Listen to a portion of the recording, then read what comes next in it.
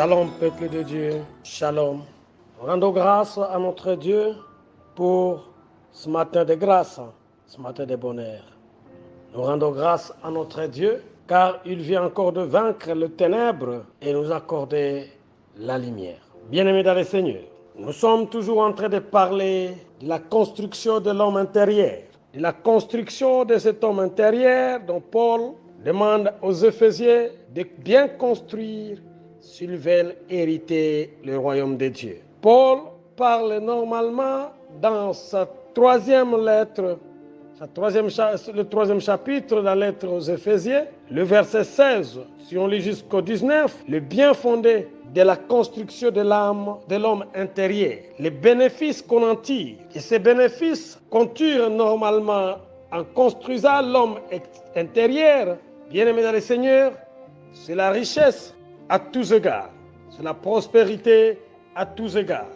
Et c'est à cela que Paul invite toujours les Corinthiens, invite aussi les Éphésiens à bien vouloir s'atteler.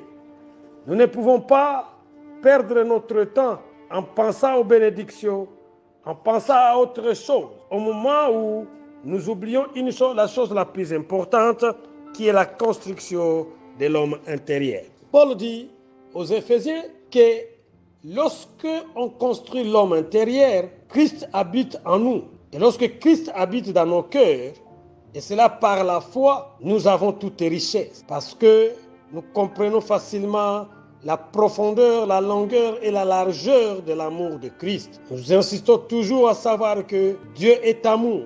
Notre Dieu, sa nature est l'amour. Mais Paul continue normalement à insister auprès des Corinthiens en disant que nous devons bien noter que même si notre homme extérieur s'est détruit, bien-aimé dans le Seigneur, notre homme intérieur ne cesse de se renouveler jour pour jour lorsque nous sommes attachés à Christ par la foi. Mais aujourd'hui, nous allons insister sur la découverte de soi. Faire la découverte, parce que l'on ne peut pas dire qu'on est en train de construire l'homme intérieur lorsqu'on ne veut pas se découvrir, lorsqu'on ne veut pas faire une étude profonde de soi-même, de son cœur, de son âme, une étude profonde de sa relation avec Dieu. Paul dit, nous devons normalement nous comprendre, nous étudier et être sûr que même si par l'aspect extérieur, nous sommes en train de voir comme si nous sommes déprimés, comme si nous sommes abandonnés, mais que dit notre homme intérieur? Est-ce que dans notre homme intérieur, nous appartenons à Christ? Car il est dit que nous sommes des dieux, nous qui sommes chrétiens, nous sommes des dieux. Bien-aimés dans le Seigneur, 1 Jean 1,9 nous dit, si nous confessons nos péchés, il nous est fidèle et juste pour les pardonner et pour nous purifier de toute iniquité. Si nous confessons nos péchés, si nous confessons, donc nous acceptons, nous sommes prêts à les abandonner. Parce qu'on ne te trompe pas, bien-aimé dans le Seigneur. Sans la sanctification, nul ne peut voir Dieu. Sans la sanctification, mais aussi sans la foi, nul ne peut être agréable devant Dieu.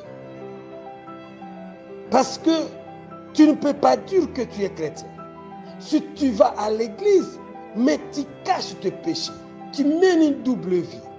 C'est ce que le livre des Proverbes, chapitre 28, verset 13, nous dit. Celui qui cache ses transgressions ne prospère point, mais celui qui les avoue et les délaisse obtient miséricorde. Il y a 3 choses. Là, bien-aimé dans le Seigneur, quand tu caches tes transgressions, tes péchés, tes iniquités devant Dieu, tu ne peux pas prospérer. Dans ce monde d'aujourd'hui, les gens croient que la prospérité, c'est tout simplement le matériel. Non. L'ancien Dieu Aggaïus prospère à tous égards, prospère sur tout le plan de la vie. Mais nous, les humains, nous ouvrons nos yeux extérieurs, nous regardons ce qui est périssable et nous croyons que c'est ça la prospérité. Ce matin, je te souhaite, bien-aimé dans le Seigneur, que tu puisses être prêt à confesser tes péchés, Et pas seulement à les confesser. Tu dois les avouer totalement, librement devant Dieu. Et lorsque tu les avoues, tu dois être prêt à les laisser. Parce que normalement, beaucoup de gens, nous passons toujours au temps de miséricorde dans les églises. Nous crions pardon chaque fois que tu parles, mais tu ne délaisses pas ces péchés, tu ne les abandonnes pas.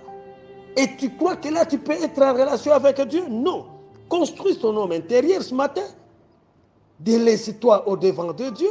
Sois prêt, bien-aimé dans le Seigneur. Que nous dit le livre de Michée, le prophète nous dit ceci, au chapitre 7, verset 19. Il aura encore compassion de nous. Il mettra sous ses pieds nos iniquités. Oui, tu jetteras au fond de la mer tous leurs péchés.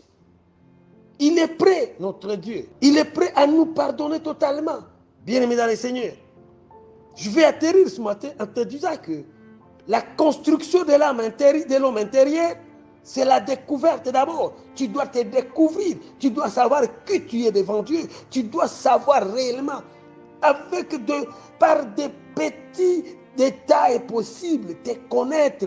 Parce que lorsque Paul écrit aux Hébreux, Dieu dit, parce que je pardonnerai leurs iniquités et que je ne me souviendrai plus de leurs péchés.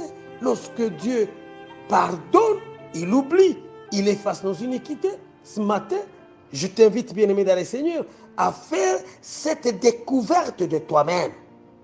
Fais cette découverte de toi-même. C'est l'acceptation. L'acceptation, c'est le choix parfait, tel que tu es. Oui, l'acceptation, c'est de connaître les projets de ta vie. Qui veux-tu être?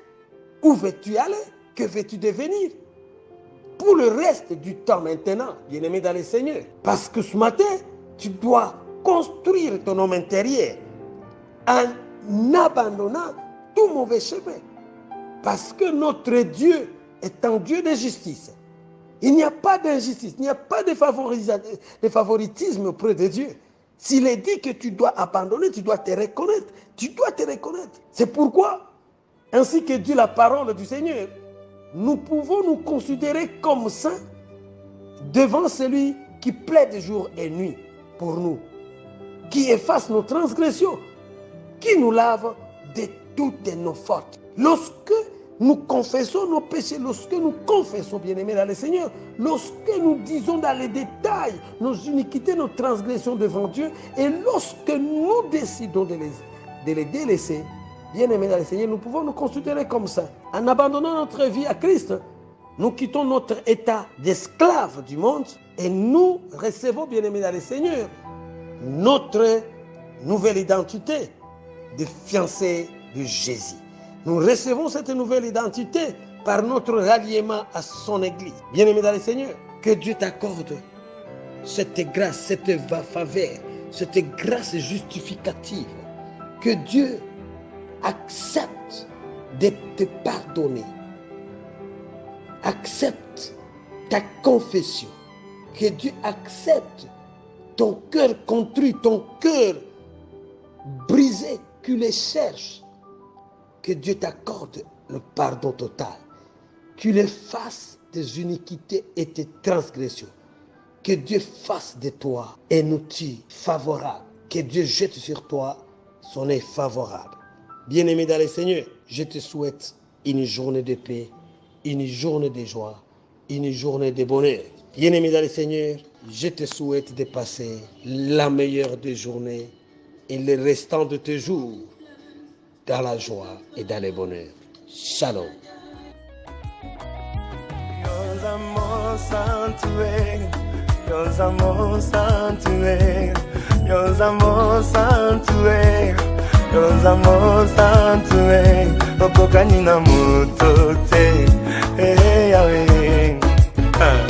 Yobongana bonzambe